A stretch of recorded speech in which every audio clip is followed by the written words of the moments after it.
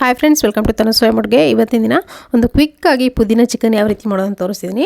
ಇದಕ್ಕೆ ನೋಡಿ ಒಂದು ಅರ್ಧ kg ಅಷ್ಟು ಚಿಕನ್ನ ಕ್ಲೀನ್ ಮಾಡಿ ಇಟ್ಕೊಂಡಿದ್ದೀನಿ. ಒಂದು 2 ಈರುಳ್ಳಿನ ಉದ್ದುದ್ದಕ್ಕೆ ಕಟ್ ಮಾಡಿಕೊಂಡು ಇಟ್ಕೊಂಡಿದ್ದೀನಿ. ಫ್ರೆಶ್ ಆಗಿ ಮನೆಯಲ್ಲೇ ಮಾಡಿರುವಂಥ ಶುಂಠಿ ಬೆಳ್ಳುಳ್ಳಿ ಪೇಸ್ಟು ತುಂಬಾ ಮುಖ್ಯ ಇದಕ್ಕೆ.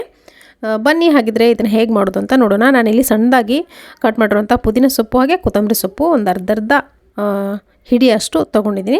ಇದಕ್ಕೆ ಮೇನ್ ಇಂಗ್ರೀಡಿಯೆಂಟ್ ಅಂದರೆ ನೋಡಿ, ಇಲ್ಲಿ ಇವಾಗ ಮಾರ್ಕೆಟಲ್ಲಿ ಪುದೀನಾ ಚಿಕನ್ ಮಸಾಲ ಪೇಸ್ಟ್ ಅಂತ ಬಂದಿದೆ. ನಿಮ್ಗೆ ಆಲ್ರೆಡಿ ಗೊತ್ತಿದ್ದರೆ ಈ ವಿಡಿಯೋ ಸ್ಕಿಪ್ ಮಾಡಿಬಿಡಿ. ಗೊತ್ತಿಲ್ಲ ಅಂದರೆ ಇದನ್ನು ಕಂಟಿನ್ಯೂ ಮಾಡಿ ನೀವು ಕೂಡ ಇದನ್ನು ತೊಗೊಂಬಂದು ಯೂಸ್ ಮಾಡ್ಕೊಳ್ಳಿ. ತುಂಬ ಚೆನ್ನಾಗಿರುತ್ತೆ. ಇದು ಯಾವುದೇ ಪ್ರಮೋಷನ್ ಅಲ್ಲ, ಎಂಥದ್ದು ಅಲ್ಲ, ನಾನು ನನ್ನ ಓನ್ ಎಕ್ಸ್ಪೀರಿಯೆನ್ಸಿಂದ ನಿಮಗೆ ಹೇಳ್ತಾ ಇದ್ದೀನಿ. ಒಂದು ಟಿಪ್ ಅಂತ ಹೇಳ್ಬೋದು, ಕ್ವಿಕ್ಕಾಗಿ ಅಡುಗೆ ಮಾಡಿಬಿಡ್ಬೋದು ನೀವು. ಯಾರಾದರೂ ಗೆಸ್ಟ್ ಬಂದರೆ ಇದನ್ನು ತಂದು ಫ್ರಿಜ್ಜಲ್ಲಿ ಇಟ್ಕೊಂಬಿಡಿ. ಯಾರಾದರೂ ಗೆಸ್ಟ್ ಬಂದಾಗ ಥಟ್ ಅಂತ ಮಾಡ್ಕೊಂಡ್ಬಿಡ್ಬೋದು. ಜಾಸ್ತಿ ಸಮಯನೇ ಬೇಕಾಗಿಲ್ಲ, ರುಬ್ಕೊಳ್ಳೋದು ಬೇಕಾಗಿಲ್ಲ ಮಸಾಲೆನ. ಬನ್ನಿ ಹಾಗಿದ್ರೆ ಹೇಗೆ ಮಾಡೋದು ಇದನ್ನು ಅಂತ ನೋಡೋಣ. ಒಂದು ಪಾತ್ರೆ ಬಿಸಿ ಇಟ್ಕೊಂಡಿದ್ದೀನಿ. ದಪ್ಪ ತಳ ಇರೋಂಥದ್ದು ಒಂದು 2 ಟೇಬಲ್ ಸ್ಪೂನ್ ಅಷ್ಟು ಎಣ್ಣೆ ಹಾಕ್ಕೊಂಡಿದ್ದೀನಿ. ಅರ್ಧ kgಗೆ ಎಷ್ಟು ಎಣ್ಣೆ ಬೇಕೋ ಅಷ್ಟು ನಿಮ್ಗೆ ಗೊತ್ತಿರುತ್ತೆ, ಅಷ್ಟು ಹಾಕ್ಕೊಳ್ಳಿ. ನಿಮ್ಮ ಮನೇಲಿ ಎಣ್ಣೆ ಕಡಿಮೆ ತಿನ್ನೋದಾದರೆ ಸ್ವಲ್ಪ ಕಡಿಮೆನೇ ಹಾಕ್ಕೊಂಡು ಮಾಡ್ಕೊಳ್ಳಿ. ನೋಡಿ, 2 ಈರುಳ್ಳಿನ ಉದ್ದುದ್ದಕ್ಕೆ ಕಟ್ ಮಾಡಿಕೊಂಡು ಹಾಕ್ಕೊಂಡಿದ್ದೀನಿ. ಈರುಳ್ಳಿ ಸ್ವಲ್ಪ ಜಾಸ್ತಿನೇ ಹಾಕ್ಕೊಳ್ಳಿ, ಚೆನ್ನಾಗಿರುತ್ತೆ ಟೇಸ್ಟು. ಸ್ವಲ್ಪ ಈರುಳ್ಳಿ ಪೂರ್ತಿಯಾಗಿ ಸಾಫ್ಟಾಗಿ ಬೆಂದರೆ ಬಾಯಿಗೆ ಸಿಗ್ತಾರೆ, ತುಂಬ ಚೆನ್ನಾಗಿರುತ್ತೆ. ಶುಂಠಿ ಬೆಳ್ಳುಳ್ಳಿ ಪೇಸ್ಟು 1 ಟೇಬಲ್ ಸ್ಪೂನ್ ಅಷ್ಟು ಮನೆಯಲ್ಲೇ ಮಾಡಿರುವಂಥದ್ದು. ಅದನ್ನು ಕೂಡ ಹಾಕ್ಕೊಂಡು ಸ್ವಲ್ಪ ಹೊತ್ತು ಹಸಿ ವಾಸನೆ ಹೋಗೋವರೆಗೂ ಫ್ರೈ ಮಾಡ್ಕೊಂಡಿದ್ದೀನಿ. ಇದ್ರ ಜೊತೆಗೇ ನೋಡಿ, ವಾಶ್ ಮಾಡಿಟ್ಕೊಂಡಂಥ ಅರ್ಧ kg ಚಿಕನನ್ನು ಸೇರಿಸ್ಕೊಳ್ತಾ ಇದ್ದೀನಿ. ಈ ಚಿಕನ್ ಹಾಕಾದ್ಮೇಲೆ ಸ್ವಲ್ಪ ಉಪ್ಪನ್ನು ಕೂಡ ಹಾಕ್ಕೊಂಡು ಫ್ರೈ ಮಾಡ್ಕೊಳ್ಳಿ. ಆವಾಗಲೇ ನಾನಿಲ್ಲಿ ಸ್ವಲ್ಪ ಹೊತ್ತು ಫ್ರೈ ಮಾಡಾದಮೇಲೆ ಉಪ್ಪನ್ನು ಸೇರಿಸ್ಕೊಳ್ತೀನಿ. ಯಾಕಂದರೆ ತಕ್ಷಣ ಹಾಕಿಬಿಟ್ರೆ ಏನಂದರೆ ಪೂರ್ತಿ ಗಟ್ಟಿಯಾಗಿಬಿಡುತ್ತೆ ಚಿಕನ್. ಸ್ವಲ್ಪ ಹೊತ್ತು ಫ್ರೈ ಮಾಡ್ಕೋಬೇಕು. ಆಮೇಲೆ ಉಪ್ಪು ಅರಿಶಿನ ಏನಿದ್ರು ನೀವು ಹಾಕ್ಕೋಬೇಕಾಗತ್ತೆ. ನೋಡಿ, ಸ್ವಲ್ಪ ಮೇಲ್ಗಡೆ ಎಲ್ಲ ಕೋಟಿಂಗ್ ಇರುತ್ತಲ್ಲ ಹಸಿಯಾಗಿ, ಅದೆಲ್ಲ ಪೂರ್ತಿ ಬೇಯಬೇಕು. ಅಲ್ಲಿವರೆಗೂ ಇದನ್ನು ಮಿಕ್ಸ್ ಮಾಡ್ಕೊಳ್ತಾ ಫ್ರೈ ಮಾಡ್ಕೊಳ್ಳಿ. 1 ರಿಂದ 8 ನಿಮಿಷ ಫ್ರೈ ಮಾಡ್ಕೊಳ್ಳಿ.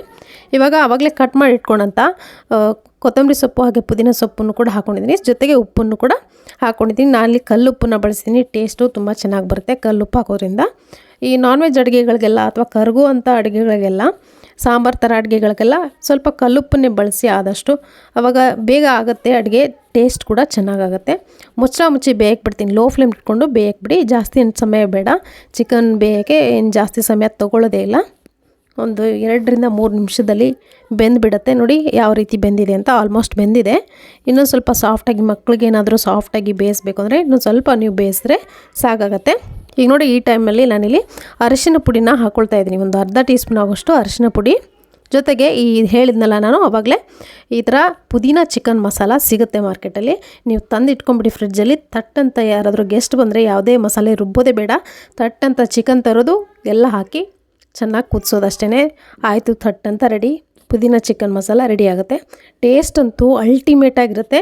ನಾನು ಆವಾಗಲೇ ಹೇಳ್ದಂಗೆ, ನಾನು ಯಾವುದೇ ಪ್ರಮೋಷನ್ ವೀಡಿಯೋನ ಹೇಳ್ತಾ ಇಲ್ಲ ಇಲ್ಲಿ, ನನ್ನ ಸ್ವಂತ ಎಕ್ಸ್ಪೀರಿಯೆನ್ಸ್ ಇದು. ಇದಕ್ಕೆ ಖಾರಕ್ಕೆ ನಾನು 1 ಟೀ ಸ್ಪೂನ್ ಆಗೋಷ್ಟು ಅಚ್ಕಾರದ ಪುಡಿ ಹಾಕ್ಕೊಂಡಿದ್ದೀನಿ. ಜೊತೆಗೆ ಗರಂ ಮಸಾಲ ಅಂದರೆ ಚಿಕನ್ ಮಸಾಲ ಇತ್ತು ಮನೆಯಲ್ಲಿ, ಅದನ್ನು ಹಾಕ್ಕೊಂಡಿದ್ದೀನಿ. ಏನೇ ಮಸಾಲೆ ಹಾಕೋದೇ ಬೇಡ, ಎಲ್ಲ ಮಸಾಲ ಅದರಲ್ಲೇ ಮಿಕ್ಸ್ ಆಗುತ್ತೆ. ನೀವೇನೇ ಹಾಕಿದ್ರೂ ನೀವು ಎಕ್ಸ್ಟ್ರಾ ಹಾಕ್ದಂಗೆ ಅದರಲ್ಲೇ ಎಲ್ಲ ಮಿಕ್ಸ್ ಮಸಾಲ ಪೇಸ್ಟ್ ಇರುತ್ತೆ. ಅದು ಜಸ್ಟ್ ಅದನ್ನು ಹಾಕೋದು, ಬೇಯಿಸೋದು ಅಷ್ಟೇ. ಸ್ವಲ್ಪ ನೀರು, ನಿಮ್ಗೆ ಎಷ್ಟು ನೀರು ಬೇಕು ನೋಡಿ ಗ್ರೇವಿಗೆ, ಅಷ್ಟು ನೀರನ್ನು ಹಾಕ್ಕೊಂಡು ನೀವು ಮಿಕ್ಸ್ ಮಾಡಿಕೊಂಡ್ರೆ ಆಯಿತು. ಸ್ವಲ್ಪ ಗಟ್ಟಿನೇ ಮಾಡ್ಕೋಬೇಕು. ನಾನಲ್ಲಿ ಚಿಕನ್ ಬೇಯಕ್ಕೋಸ್ಕರ ಸ್ವಲ್ಪ ನೀರು ಹಾಕ್ತೆ. ಮುಚ್ಚಿ ಒಂದು 2 ನಿಮಿಷ ಬಿಡ್ತೀನಿ. ಸ್ವಲ್ಪ ಗಟ್ಟಿ ಆಗುತ್ತೆ. ಆವಾಗ ಚಿಕನ್ ಕೂಡ ಚೆನ್ನಾಗಿ ಬೆಂದಿರುತ್ತೆ. ನಾವು ಹಾಕಿರುವಂಥ ಮಸಾಲೆ ಕೂಡ ಚೆನ್ನಾಗಿ ಬೆಂದಿರುತ್ತೆ. ನೋಡ್ತಿರ್ಬೋದು ಯಾವ ರೀತಿ ಬೆಂದು ಮೇಲ್ಗಡೆ ಎಲ್ಲ ಎಣ್ಣೆ ಬಿಟ್ಕೊಂಡಿದೆ ಅಂತ. ಪೂರ್ತಿಯಾಗಿ ಎಣ್ಣೆ ಬಿಟ್ಕೊಂಡ್ರೆ ಈ ಥರ ಮಸಾಲೆ ಎಲ್ಲ ಬೆಂದಿದೆ, ಚಿಕನ್ ಕೂಡ ಬೆಂದಿದೆ ಅಂತ ಅರ್ಥ. ತುಂಬ ಚೆನ್ನಾಗಾಗುತ್ತೆ ಟೇಸ್ಟು. ಖಂಡಿತ ನೀವು ಕೂಡ ಇದನ್ನು ಒಂದ್ಸರಿ ಟ್ರೈ ಮಾಡಿ ನೋಡಿ, ನಿಮಗೂ ಕೂಡ ಇಷ್ಟ ಆಗುತ್ತೆ. ಚಪಾತಿ ಜೊತೆ, ರೊಟ್ಟಿ ಜೊತೆಗೆ ತುಂಬ ಚೆನ್ನಾಗಾಗುತ್ತೆ ಟೇಸ್ಟು.